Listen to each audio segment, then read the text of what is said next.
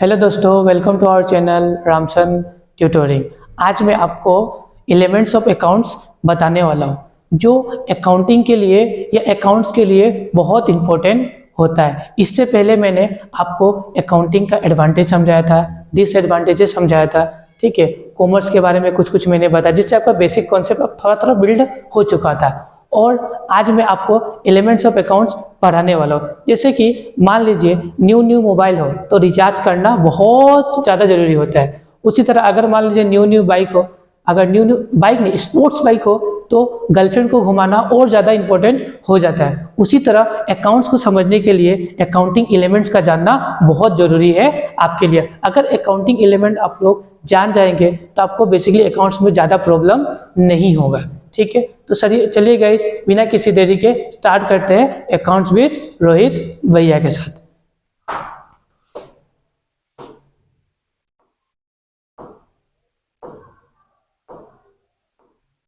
कहाँ गया accounting elements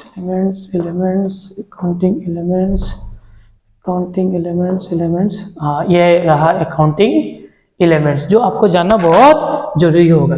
accounting elements में बेसिकली देखिए there are 5 basic elements of accounts. There are 5 basic elements of accounts and financial statement. मतलब accounts का basically 5 elements होता है। क्या क्या? पहला होता है आपका एसेट्स, फिर क्या होगा आपका?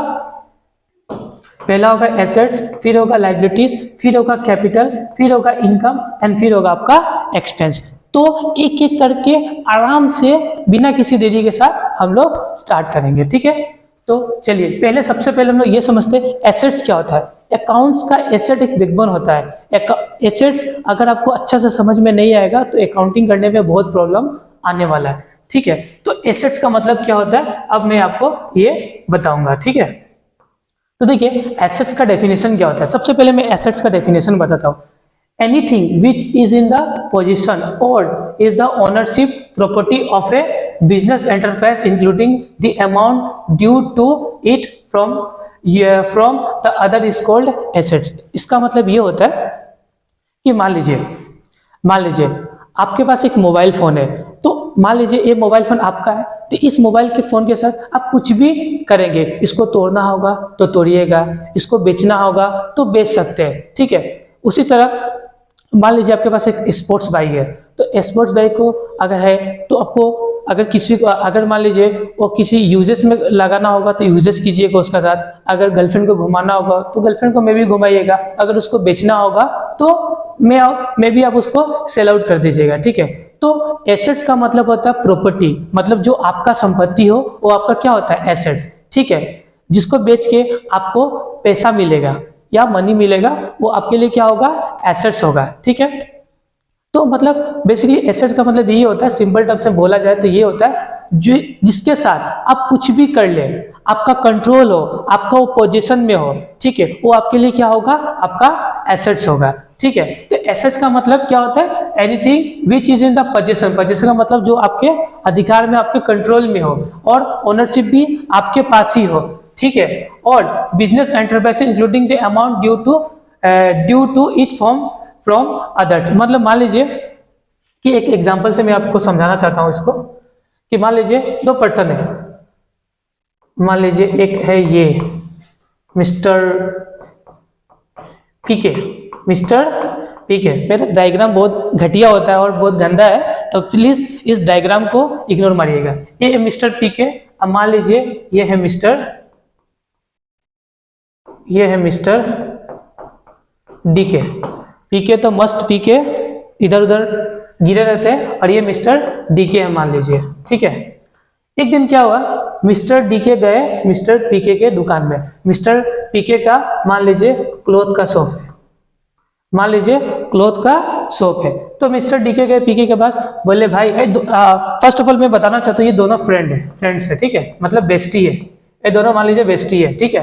तो डीके गया पीके के पास, बोला भाई मुझे एक जीन्स दिखाओ। तो पीके ने इसे जीन्स दिखा दिया। तो फिर डीके बोलता है मेरे पास तो भाई अभी पैसा नहीं है। दोस्तों में तो पता है आपको इतना उधार चलते रहता है, ठीक है। आप लोग भी ऐसे करते होंगे। ठीक है। तो डीके पीके के पास क्या बोला, भाई मुझे एक जीन्स चाहिए था। पीके बोला ठीक है ओके ले जाओ तुम, बाद में मुझे पैसा दे देना।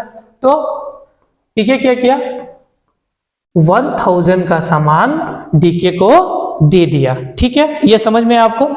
फिर फ्यूचर में क्या होगा, पीके तो डीके से पैसा मांगेगा ही मांगेगा। ठीक है, तो पीके को डीके से पैसा लेना है। लेना है मतलब पीके के लिए डीके क्या है, डेटर्स है। डेटर्स का मतलब ये जो पीके है ना, इसको डीके से पैसा लेना है। जो पैसा पीके को मिलने वाला है वो पीके के लिए एसेट्स होता है। समझ में? तो एसेट्स का मतलब ये नहीं होता है कि जो आपका मोबाइल फोन है, मान लीजिए जो आपका मोबाइल फोन है या आपका बाइक है, या मोबाइल फोन के साथ आप कुछ भी कर सकते हो, उसको तोड़ सकते हैं, फोड़ सकते हैं, या फेंक सकते हैं, या बेच सकते हैं। या आपका बाइक है तो बाइक में आप मान लीजिए आपका गर्लफ्रेंड घुमाइए या उसको तोड़ के फेंक दीजिए, उसका एक्सीडेंट कुछ भी कर लीजिए, उससे कोई मतलब नहीं है। ठीक है, तो वो आपको तो एसेट्स होता ही होता है। बट अगर मान लीजिए किसी से पैसा मुझे मिलने वाला है तो वो भी मेरे लिए एसेट्स होता है। तो एसेट्स का मतलब क्या होता है, जिसका पोजीशन, कंट्रोल एंड ओनरशिप मेरे पास हो और उसके साथ मैं कुछ भी कर सकता हूं, तो वो भी मेरे लिए एसेट्स होता है। अगर मान लीजिए मुझे किसी से पैसा लेना है तो वो भी मेरे लिए एसेट्स होता है। अभी समझ गया होगा आप लोग एसेट्स क्या होता है। ठीक है, और मैं एसेट्स का आपको कुछ और डेफिनेशन दिखा देता हूं। ठीक है, नेक्स्ट एसेट्स का डेफिनेशन ये होता है, assets means which gives a future economic benefit. मतलब ऐसा चीज जो हमको फ्यूचर में पैसा कमा के दे, या पैसा उसको बेचे तो मुझे क्या मिले, पैसा मिले, वो भी मेरे लिए एसेट्स होता है। ठीक है, फिर नेक्स्ट आपका ये होता है anything which provide cash benefit. Cash और बेनिफिट, जो आपको कैश में बेनिफिट प्रोवाइड करे वो भी आपके लिए क्या होता है, एसेट्स होता है। समझ में आया होगा आपको। मैं आशा करता हूं कि आपको एसेट्स अब तो पूरा समझ में आ गया होगा। ठीक है, नेक्स्ट आपका नेक्स्ट मैं बताने जा रहा हूं। अब देखिए एसेट्स और क्लास, अब मतलब टाइप्स ऑफ एसेट्स है, एसेट्स को हम लोग क्लासिफाई करके बताएंगे आपको कि एसेट्स कितना टाइप्स का होता है, क्या क्या होता है, वो भी आपको जानने के लिए बहुत जरूरी है। ठीक है, तो assets are classified into 2 categories. Assets को बेसिकली हम लोगों ने 2 कैटेगरीज में क्लासिफाई किया है। ठीक है, तो देखिए tangible assets and intangible assets. क्या क्या होगा, सॉरी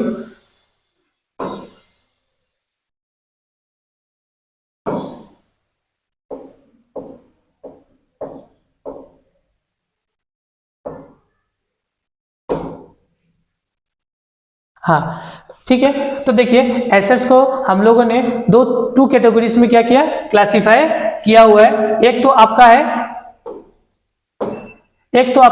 टेंजिबल एसेट्स, एक होता है आपका इनटेंजिबल एसेट। टेंजिबल एसेट्स का मतलब क्या होता है, assets which are seen and touch. जिस एसेट्स को हम लोग छू सकते हैं और देख सकते हैं उसे हम टेंजिबल एसेट्स बोलते हैं। जैसे कि मान लीजिए बिल्डिंग को आप छू सकते हैं, देख सकते हैं, और बिल्डिंग को बेचने में आपको पैसा भी बेनिफिट होगा। ठीक है, पैसा का टर्म से आपको बेनिफिट होने वाला है। लैंड भी आप छू सकते हैं, देख सकते हैं, मशीनरी भी आप छू सकते हैं, देख सकते हैं, और फर्नीचर भी आप छू सकते हैं और देख सकते हैं। ये सब आपके लिए टेंजिबल एसेट्स होता है। टेंजिबल एसेट्स का मतलब क्या होता है, टेंजिबल एसेट्स का मतलब वो एसेट्स जिसको हम लोग छू सकते हैं एंड देख सकते हैं, जिसके टच एंड सी, वो मेरे लिए क्या होता है, हमारे लिए टेंजिबल एसेट्स होता है। एक होता है आपके लिए इनटेंजिबल एसेट्स। इनटेंजिबल एसेट्स एक ऐसा एसेट्स होता है जिसको हम लोग या तो टच या तो सीन कर नहीं सकते, मतलब या तो छू नहीं सकते और उसको देख हम लोग नहीं सकते। ऐसा एसेट्स को हम लोग बोलते हैं इनटेंजिबल एसेट्स। इनटेंजिबल एसेट्स का एग्जांपल क्या होगा, goodwill, patent and copyright. Goodwill का मतलब मान लीजिए कि किसी का नाम, जो पर्सन बहुत फेमस हो, मान लीजिए कि हमारे यहाँ दुमदुमा में आपका NS37 ढाबा जो बहुत फेमस है, उसके नाम को क्या बोलते हैं हम लोग, गुडविल। गुडविल का मतलब ब्रांड वैल्यू होता है। क्या होता है, ब्रांड वैल्यू, जो आपको मैं आने वाले वीडियो में और बढ़िया से बताने वाला हूँ। मान लीजिए गुडविल सेल आउट होता है या बिक्री होता है, कॉपीराइट या पेटेंट हो, इसको हम लोग सेल कर सकते हैं, लेकिन इसको ना हम लोग देख सकते हैं ना इसको हम लोग छू सकते हैं। ठीक है, नेक्स्ट हमारा एग्जांपल होने वाला है कि टाइप्स ऑफ एसेट्स क्या होता है। ठीक है, तो देखिए टाइप्स ऑफ एसेट्स में पहला एसेट्स होगा फिक्स एसेट्स या non current asset. Fix assets का मतलब क्या होगा, फिक्स एसेट्स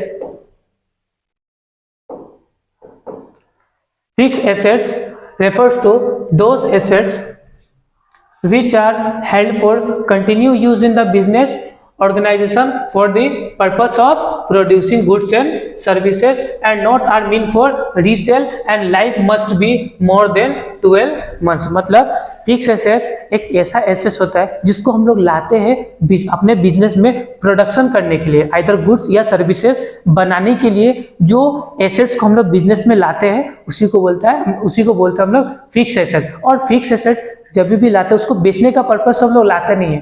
फिक्स एसेट्स का मेन रीजन बिजनेस में लाने का यही होता है, आइदर उससे हम लोग गुड्स बनाएं या सर्विसेज किसी को प्रोवाइड करें। और फिक्स एसेट्स हम लोग अपने बिजनेस में हमेशा 12 मंथ्स के बियॉन्ड रखें। मतलब फिक्स एसेट्स एक ऐसा एसेट्स होता है जो बिजनेस में हम लोग लाते ही हैं गुड्स एंड सर्विसेज को प्रोड्यूस करने के लिए, और उस फिक्स एसेट्स का लाइफ हमेशा 12 मंथ से ज़्यादा होगा। ठीक है, और फिक्स एसेट को कभी भी हम लोग रीसेल करने का पर्पज से लाते हैं नहीं। ठीक है, आपको आई होप समझ में आपको ये टॉपिक आ गया होगा। फिक्स एसेट्स का लाइक एग्जांपल होता है land, building, machines and furniture. Furniture मान लीजिए लाएंगे अपने बिजनेस में, तो फर्नीचर तो आज लाके तो कल बेचेंगे तो नहीं ना।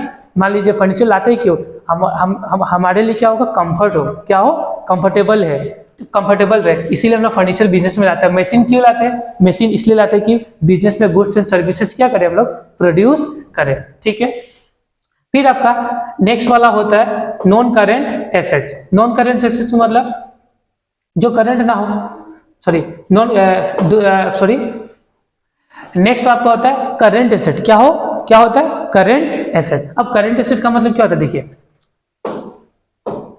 Current assets are those assets which are mean for sale. Current asset एक ऐसा एसेट होता है जिसको हम लोग लाते ही है बेचने का पर्पज से। ठीक है, विच कन्वर्टेड इनटू कैश, जिसको हम लोग कैश में convert with in the 12 month में कर लेते हैं। मतलब 12 महीना का अंदर में उसको क्या कर लेंगे हम लोग, कैश में कन्वर्ट कर देंगे, वो भी हमारे लिए क्या होगा, करंट एसेट होता है। Life of current asset less than 12 months.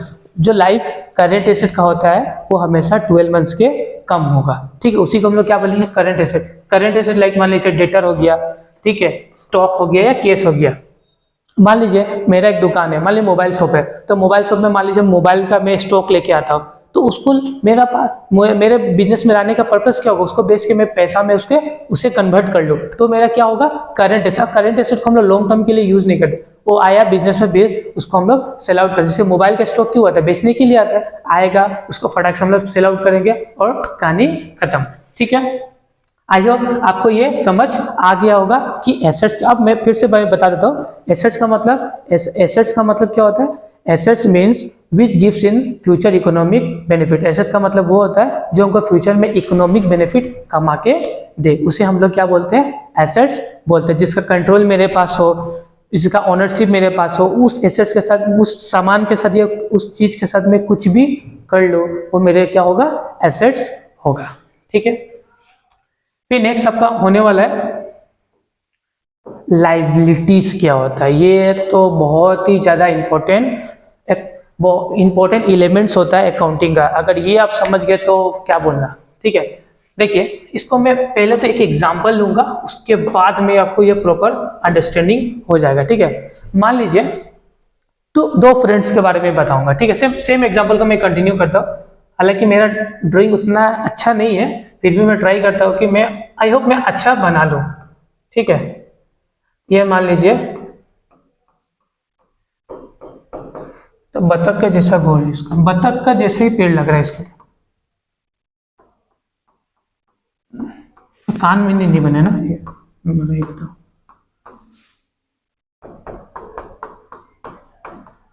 ठीक है, मान लीजिए दो फ्रेंड है, ये है मिस्टर, मालूम है आप लोग को, डीके। ठीक है, एक दिन मैं आपको फुल फॉर्म बताऊंगा, डीके का मतलब क्या होता है, पीके का मतलब क्या होता है, एक दिन बताऊंगा मैं। हालांकि एग्जांपल आने वाले सभी वीडियो में कंटिन्यू होने वाला है। ठीक है, ये मिस्टर डीके है, ये मिस्टर पीके है, ये डीके है, ये पीते है। ये दिन भर पीके मतलब इधर उधर गिरे रहते हैं। ठीक है ना, तो इनका पता ही आपको क्या स्टोर है, क्लॉथ स्टोर। ये इनका है क्लॉथ का दुकान, मतलब कपड़ा का दुकान है। तो एक दिन क्या हुआ, डीके आए पीके के पास। मालूम ही है आप लोगों को, DK and PK best friends. क्या है, बेस्ट फ्रेंड्स है। ठीक है ना, तो एक दिन क्या हुआ, डीके गए पीके के पास, भाई मुझे तो एक जीन्स दिखा दो, ठीक है। और डीके ने कहा पीके भाई मेरे पास अभी पैसा नहीं है। तो पीके बोलते भाई तुम तो अपना दोस्त है, तुम टेंशन लेके जाओ ना, तुम क्या है दे दो, ठीक है। तो क्या किया डीके ने पीके से, क्या किया 2000 रुपीज का क्या लिया, जीन्स लिया। 2000 रुपीज का क्या लिया डीके ने, जीन्स लिया, ठीक है, ठीक है। 2000 रुपीज का डीके ने पीके से जीन्स लिया और डीके ने बोला भाई मैं तुम्हें 1 मंथ का बाद में इसे लौटा दूंगा, ठीक है। पीके ने बोला ओके भाई तुम ले जाओ। डीके ने इसको दे दिया, पीके ने इसको दे दिया, डीके ने ले लिया। अब 1 मंथ का बाद डीके को इसको पैसा क्या करना पड़ेगा, लौटाना पड़ेगा। क्या करना पड़ेगा, लौटाना पड़ेगा।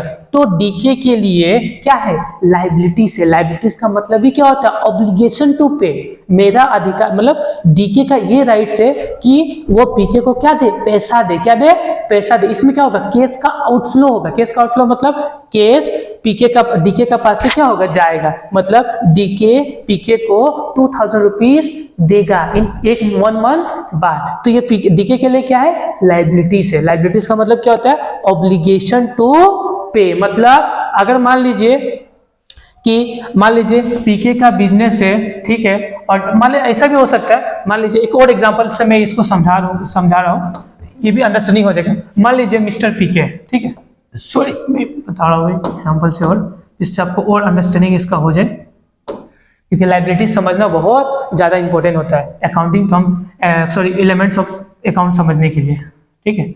ये मान लीजिए मिस्टर पीके, आपको भी बताइए मिस्टर पीके, ठीक है। ये हो गया मिस्टर पीके है, ठीक है, जो पीते रहते हैं, ठीक है। अब क्या पीते हैं मैं अभी नहीं बताऊंगा, बाद में बताऊंगा मैं आपको, ठीक है। ये मिस्टर पीके, इनका पता ही आपको क्या स्टोर है, क्लोथ का स्टोर है, ठीक है, क्लोथ का स्टोर है। तो मान लीजिए एक सेकंड पर्सन है जिसका नाम है मिस्टर रामलाल। क्या नाम है, रामलाल एंड कंपनी। इनका बिजनेस का नाम है रामलाल एंड कंपनी। तो देखिए मान लीजिए पीके का क्लॉथ स्टोर का दुकान है, ठीक है। तो पीके को भी तो किसी से मटेरियल लाना पड़ेगा ना, क्लॉथ वगैरह तो लाना पड़ेगा फर्दर बेचने के लिए। तो पीके है किसके पास, रामलाल के पास। बोले भैया मुझे 2 लाख रुपीज का क्या चाहिए, क्लॉथ चाहिए, और लेकिन मैं अभी पैसा नहीं दूंगा, फ्यूचर में दूंगा। कब दूंगा, फ्यूचर में दूंगा। तो ये तो बोले रामलाल कि पीके को तुम तो मेरा रेगुलर कस्टमर है। रामलाल बोले पीके को ठीक है तुम तो मेरा रेगुलर कस्टमर है, आराम से लेके जाओ, कोई प्रॉब्लम कोई टेंशन नहीं है। तो ये 2 लाख का इसको क्या दे देते हैं, उधार दे देते हैं, ठीक है। किसको, पीके को। तो पीके का क्या राइट्स है, देखिए ये तो दे दिए कपड़ा, लेकिन 2 महीना बाद क्या होगा, पीके को इनको पैसा लौटाना पड़ेगा। क्या करना पड़ेगा इनको, पीके रामलाल को पैसा क्या करेंगे, लौटाएंगे। पीके क्या करेंगे, रामलाल को पैसा लौटाएंगे। तो ये क्या है, पीके के लिए लाइबिलिटीज है। मतलब लाइबिलिटीज का मतलब होता है ऑब्लिगेशन टू पे।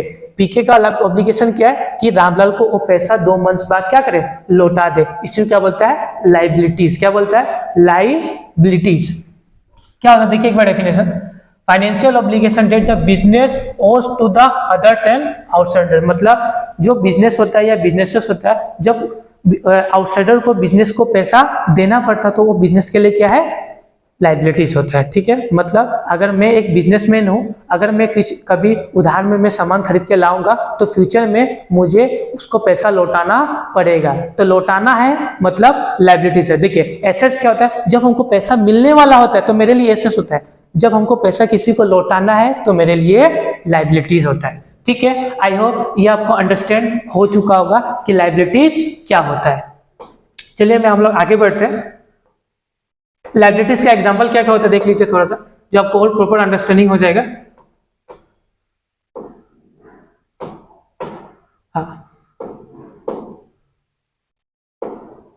लाइबिलिटीज का एग्जांपल जैसे बैंक लोन। आप मान लीजिए बैंक गए, बोले मुझे 5 लाख रुपए का लोन चाहिए, तो बैंक बोले ओके तुम ले जाओ। तो बाद में आपको बैंक को पैसा लौटाना पड़ेगा विथ इंटरेस्ट। तो आपके लिए क्या है, वो लाइबिलिटी है। उसी तरह क्रेडिटर, मान लीजिए मैंने किसी से सामान खरीद के लाया और बाद में उसको फिर से मुझे पैसा लौटाना पड़ेगा, तो मेरा क्रेडिटर होता है, तो वो भी मेरे लिए क्या होता है, लाइबिलिटी। हालांकि डेटर्स क्रेडिटर्स और मैं आपको बहुत अच्छा से समझाने वाला हूँ आने वाले वीडियो में, ठीक है। उसके लिए कोई टेंशन मत लीजिएगा, ठीक है। और अभी मैं बताने वाला क्लासिफिकेशंस ऑफ लाइबिलिटीज, लाइबिलिटीज का क्लासिफिकेशंस मैं आज बताऊंगा, ठीक है, कि लाइबिलिटीज का और क्या क्या क्लासिफिकेशंस होता है, ठीक है।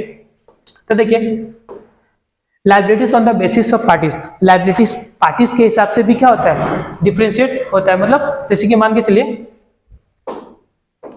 देखिए liabilities on the basis of parties, दो पार्टीज के हिसाब से दो तरीके का लाइबिलिटीज होता है। एक होता है आपका इंटरनल लाइबिलिटीज, एक होता है आपका एक्सटर्नल लाइबिलिटीज। इंटरनल लाइबिलिटीज क्या होता है, the total amount of the debts payable by a business to its owners. मान लीजिए मेरा एक मतलब अकाउंट्स बोलता है कि बिजनेस और बिजनेसमैन दोनों क्या होते हैं, अलग होते हैं। मान के चलिए ऐसा एग्जांपल मैं बता रहा हूं आपको कि इसको मैं एक एग्जांपल से, इंटरनल लाइबिलिटीज को मैं एक एग्जांपल से समझाना चाहता हूँ कि अकाउंट्स क्या बोलता है पता है, कि बिजनेस और बिजनेसमैन दोनों क्या होता है, अलग होता है। एक एंटिटी कॉन्सेप्ट होता है, उसमें क्या बताया जाता है कि बिजनेस अलग होता है और बिजनेसमैन अलग होता है। मान लीजिए कि ये है मिस्टर पी के, मतलब मैं आपको पी के, ये है मिस्टर पी के, इनका है बिजनेस।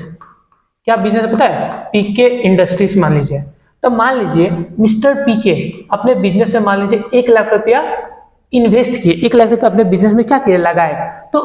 तो बिजनेस के लिए पता है क्या होता है, ये लाइबिलिटीज होता है। बोलिए कैसे, देखिए अकाउंटिंग क्या बोलता है या अकाउंट्स क्या बोलता है, बिजनेस और बिजनेस में दोनों अलग होते हैं। मान लीजिए पीके जो है अपने बिजनेस में 1 लाख रुपया मान लीजिए लगाते भी है, तो इन फ्यूचर में क्या होगा पता है, बिजनेस को 1 लाख रुपया तो पीके को लौटाना पड़ेगा, साथ में कुछ प्रॉफिट भी बिजनेस को पीके को लौटाना पड़ता है, ठीक है। तो इंटरनल लाइबिलिटीज का मतलब ऐसा लाइबिलिटीज जो बिजनेस, ये बिजनेस है ना, पीके इंडस्ट्रीज एक बिजनेस है, जो बिजनेस क्या करता है, अपने ओनर्स को पैसा लौटाता है। ये मैं और आने वाले वीडियो में आपको और अच्छा से बताने वाला हूँ, ठीक है। फिर नेक्स्ट होता है आपका क्या, एक्सटर्नल लाइबिलिटीज। एक्सटर्नल लाइबिलिटीज का मतलब जो हमको आउटसाइडर को पेमेंट करना पड़ता है। मान लीजिए कि अभी मैंने आपको एग्जांपल बताया था लाइबिलिटीज का, जैसे कि मान लीजिए कि पीके का क्लॉथ स्टोर था, आपको पता ही है पीके का मान लीजिए क्लॉथ स्टोर है, तो पीके ने रामलाल से क्या किया था, सामान खरीद के लाया था 2 लाख रुपीस का। तो पीके को रामलाल को 2 लाख रुपए क्या करना है, लौटाना पड़ेगा फ्यूचर में। तो पीके के लिए क्या है पता है, एक्सटर्नल लाइबिलिटीज। क्या है, एक्सटर्नल लाइबिलिटी। एक्सटर्नल लाइबिलिटीज का मतलब ऐसा लाइबिलिटीज जो हमको आउटसाइडर को लौटाना पड़ता है फ्यूचर में, ठीक है, उसको हम लोग क्या बोलते हैं, एक्सटर्नल लाइबिलिटी। एक्सटर्नल लाइबिलिटीज का एग्जांपल होता है, एग्जाम्पल बोरिंग मान लीजिए कि हम लोन्स वगैरह लेंगे बैंक से, तो बैंक को तो लौटाना पड़ेगा ना, तो मेरे लिए एक्सटर्नल लाइबिलिटीज। क्रेडिटर्स मान लीजिए, जैसे कि अभी मैंने बताया रामलाल मेरा क्रेडिटर्स है, उसको तो बाद में पीके को पैसा लौटाना पड़ेगा, तो भी क्या होता है, एक्सटर्नल लाइबिलिटीज होता है, ठीक है। फिर आपका नेक्स्ट टॉपिक आता है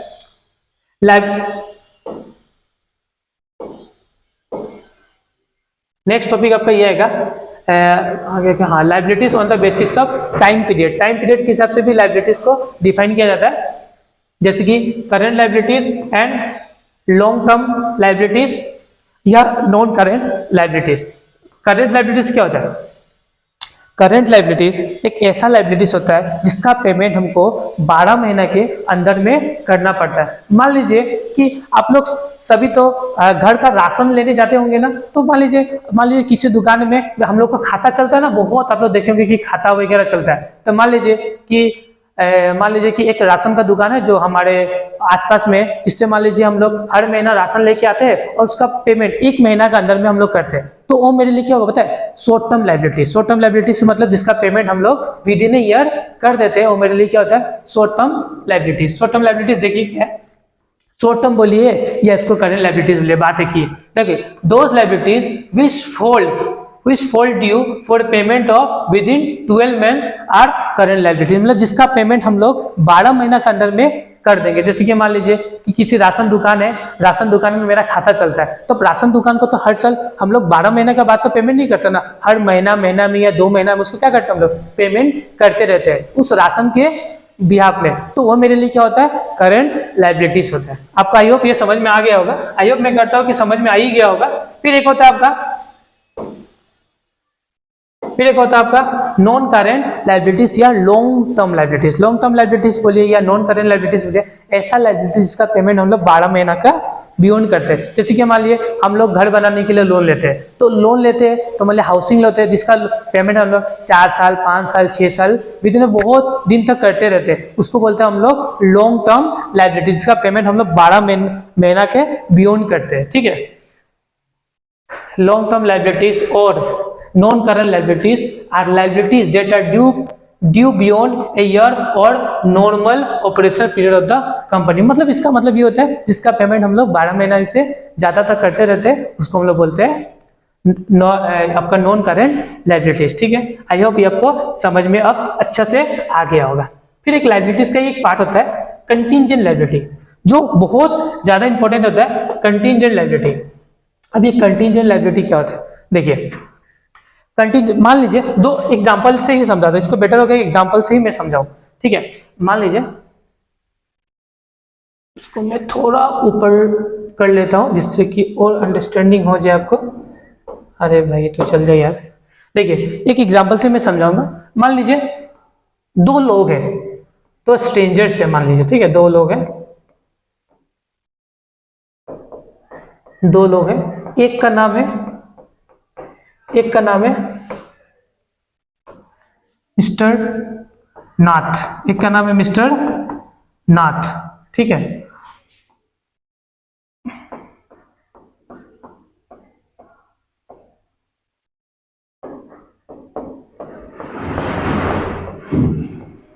और एक का नाम है मिस्टर बाप तो लोग बाप चलिए बापू कर देते हैं, बाप अच्छा नहीं लगे बापू। ठीक है, तो दो फ्रेंड है, एक चलिए फ्रेंड ही बना देते हैं। तो दो फ्रेंड, एक मिस्टर नाथ है एक मिस्टर बापू है, दोनों क्लोज फ्रेंड है, जिगरी यार है। तो क्या हुआ पता है, और आपको पता है फ्रेंड में ऐसा होता है ना, थोड़ा जेलेसी होता है ना, वो आगे निकल जाए तो हम लोग जेलेस करते हैं एक दूसरे से। तो मान लीजिए कि दो फ्रेंड है, एक है मिस्टर नाथ और एक है मिस्टर बापू। तो क्या हुआ कि दोनों फ्रेंड है, दोनों साथ में रहते हैं, साथ में घूमते, सब कुछ साथ में करते हैं। ठीक है ना, तो साथ में करने का मतलब वो भी साथ में नहीं करते हैं, समझ जाइए।